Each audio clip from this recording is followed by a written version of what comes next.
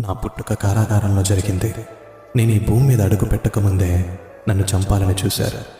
నేను పుట్టగానే మా అమ్మగారికి దూరం అయ్యాను. వయసు పెరిగే కొద్దీ అసురులు నన్ను హతమార్చేందుకు ఎన్నో ప్రయత్నాలు చేశారు.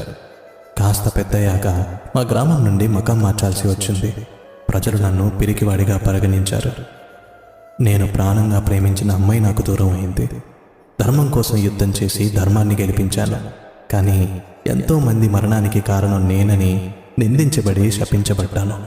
శాపం కారణంగా నా వంశం మొత్తాన్ని కోల్పోయాను. కిందటి జన్మ కర్మ ఫలితంగా కేవలం బొటనవేలుకు బాణం తగిలి నేను మరణించాను. ఇంత జరిగినా నేనెప్పుడు ఫిర్యాదు చేయలేదు. ఎప్పుడు ఎవరి చెడు కోరుకోలేదు.